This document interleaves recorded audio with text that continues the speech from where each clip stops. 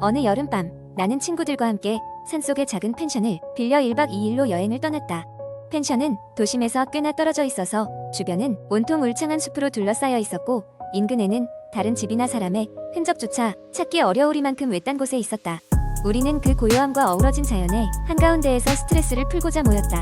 첫째 날 저녁이 되자 우리는 각자 할 일을 하며 시간을 보냈다.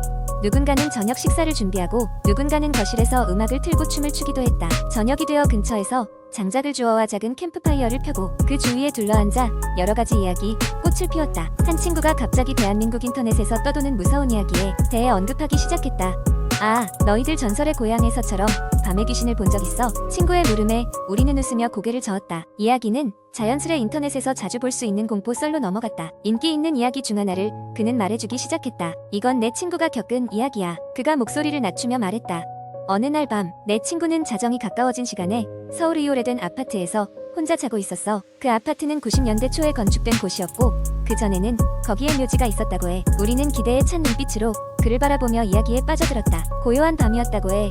그런데 갑자기 이상한 소리가 들리기 시작했대. 물방울이 떨어지는 소리였는데 그 친구는 창문 바깥에서 들렸다고 생각했어. 처음에는 그냥 오래된 건물이라 그런 소리가 나는 거라 여겼지만 소리는 점점 더 크게 들려왔어. 그 친구가 용기를 내서 불을 켜고 소리가 나는 쪽을 향해 걸어갔대. 그런데 이상한 건 창문 밖에는 아무것도 없었어. 그런데도 불구하고 물방울은 계속 떨어지는 소리가 났어. 그래서 다시 방으로 돌아왔지. 친구는 의연하게 말을 이어갔다. 그런데 방으로 돌아와서 불을 끄고 누우려던 순간 천장에서 무언가가 뚝뚝 떨어지는 소리가 들리기 시작했어. 친구는 소름이 돋아 불을 다시 켰고 곧바로 그 소리가 어디서 오는지를 찾기 위해 천장을 올려다보았대. 그때 천장에는 핏방울이 떨어지는 자국이 보였다고 해. 당황한 친구는 즉시 아파트 관리실에 연락했어. 펜션에 모인 우리는 종이 한 장 넘어가는 소리에도 깜짝 놀랄 만큼 이야기에 몰입해 있었다. 친구는 계속해서 말했다. 관리인이 올라와서 천장을 점검했는데 그곳은 물이 새거나 하는 그런 게 아니었어. 그래서 더 자세히 확인해 보려고 했던 순간 바로 윗집에서 비명과 울음소리가 났대. 그 위층에 사는 여자가 이상하게 울고 있었다고 해. 관리인이 그 위층으로 올라가 문을 두드렸지만 아무도 나오지 않았지. 이야기는 점점 더 무서워졌다.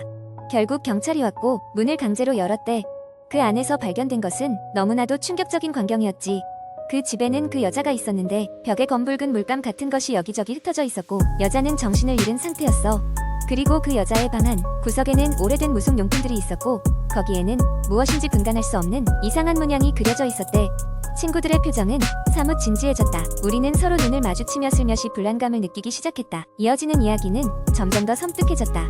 경찰이 조사한 결과 그 여자는 밤마다 무언가에 홀린 듯이 정신을 잃고 있었다고 해. 때때로 이상한 목소리가 그녀의 입에서 들려왔고 그 목소리는 왜 여기에 왔느냐고 물었다고 전해. 그리고 며칠 후 그 집에서 발견된 고서에는 오랫동안 묻혀 있던 묘지의 엔딩에 대해서 적혀 있었어. 거기에는 그곳에 잠들어 있던 영혼들이 평화를 찾지 못하고 있다는 이야기였지. 이야기가 끝나자 우리는 어느새 펜션의 깊은 어둠 속에 완전히 휩싸여 있었다. 바람이 부는 소리조차도 기분 나쁠 정도로 스산하게 들려왔다. 한 친구가 농담 반 진담 반으로 말했다. 우리도 이런 거 하나 겪어야 밤을 잘 지내겠는걸. 그때 갑자기 누군가 문을 두드리는 소리가 들렸다. 모두가 깜짝 놀라며 서로를 바라보았다. 이 늦은 밤중에 이 외딴 곳에 누가 찾아온단 말인가. 우리는 조용히 일어나 경계하며 문 쪽으로 향했다. 하지만 문을 열었을 때 바깥에는 아무도 없었다. 다만 밤바람에 나뭇잎이 바스락대며 떨어지는 소리만이 우리를 반겼다. 공포를 달래기 위해 우리는 다시 불을 밝히고 좀 더 유쾌한 이야기로 분위기를 전환하려 애썼다. 그러나 내내 머릿속 한 구석에서 아직도 그 이상한 소리와 미처 밝혀지지 않은 무섭고도 긴 이야기의 진실이 맴돌았다. 그날 밤 우리는 긴장을 푼다고 담력 시험을 하지는 못했지만 그 자체로도 충분히 등골이 서늘한 밤을 보냈다. 다음날 아침 해가 밝을 때까지. 두 번째 이야기, 한국 인터넷상에서는 다양한 공포썰이 사람들 사이에서 회자됩니다. 다음은 그런 이야기 중 하나를 각색하여 만들어본 긴 이야기입니다. 이 이야기는 가상의 이야기이며 오직 재미와 상상력을 자극하기 위한 목적으로 작성되었습니다. 나는 한국의 작은 시골 마을에서 어린 시절을 보냈다. 그 마을에는 오래된 전설이 하나 있는데 바로 나무 귀신에 관한 이야기다.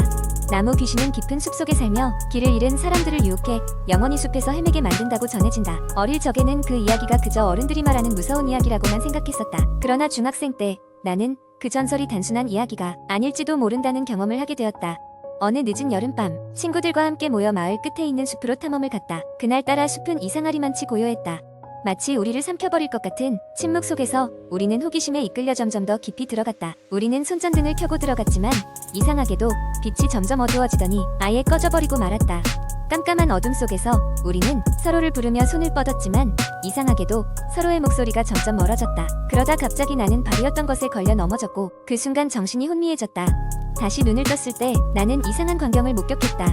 바로 눈앞에 커다란 나무가 있었는데 그 나무 줄기에는 수많은 얼굴이 새겨져 있었다. 얼굴들은 마치 고통스러워 보였고 그중 몇몇은 내게 무언가를 말하려는 듯 속삭였다. 그 속삭임은 이해할 수 없는 언어였지만 왠지 그 의미를 알 수 있을 것만 같았다. 놀라움과 공포에 휩싸인 나는 몸을 뒤로 빼려고 했지만 발밑에서 땅이 움틀거리며 날 잡아채는 느낌이 들었다. 그 순간 나는 비명을 지르며 정신을 차리기 위해 애썼다. 그때 누군가 내 손목을 세차게 잡아당겼고 나는 정신을 차리고 보니 친구들 중 하나가 나를 붙잡고 있었다. 우리는 황급히 숲을 빠져나왔고 마침내 마을로 돌아올 수 있었다. 그 경험 이후로 우리는 누구도 숲에 대해 이야기하려고 하지 않았다. 마치 모종의 금기로 자리 잡은 듯 그날의 일은 우리 모두에게 무거운 비밀로 남아 있었다. 그 일이 있고 난 후로 나는 숲 근처에 가지 않게 되었다. 하지만 그날의 기억은 내 머릿속에서 사라지지 않았다. 가끔 밤에 누워있을 때면 여전히 속삭이는 소리가 들리곤 했다. 그때마다 나는 그곳에서 본 얼굴들이 떠오르며 등골이 오싹해짐을 느낀다. 시간이 지나고 나는 마을을 떠나 도시로 나갔지만 여전히 그날의 일은 가끔씩 내 꿈에 나타나 나를 괴롭혔다. 그리고 마을에 다시 방문할 일이 생길 때면 나는 그 나무 귀신의 전설이 떠올라 공포에 사로잡히곤 한다. 마치 나무 귀신이 여전히 나를 기다리고 있는 것처럼 말이다. 어느 날 나는 호기심을 참지 못하고 마을의 기록물을 뒤져보기로 결심했다. 내가 찾은 것은 아주 오래된 신문 기사였다. 그 기사에는 몇십 년 전 행방불명된 사람들에 관한 이야기와 함께 그들이 마지막으로 목격된 장소가 바로 그 숲이라는 기록이 있었다. 그리고 이상하게도 그 기사의 한 구석에는 나와 친구들이 본 것과 유사한 얼굴이 새겨진 나무의 스케치가 함께 있었다. 나는 그 기사를 읽고 나서야 우리가 겪은 일이 단순한 환상이 아닐 수도 있음을 깨달았다. 그 숲은 단순히 자연의 공간이 아니라 어딘가 다른 곳으로 연결된 미지의 경계일지도 모른다. 아마도 그 나무 귀신은 우리가 상상할 수 없는 방식으로 존재하는 걸지도 모른다. 그리고 그것은 여전히 거기에서 잃어버린 영혼들을 기다리고 있을지도 모른다. 세 번째 이야기 우리는 흔히 도시 전설이나 인터넷 괴담에서 벗어나려고 하지만 때때로 그러한 이야기 속으로 빠져들게 되곤 합니다.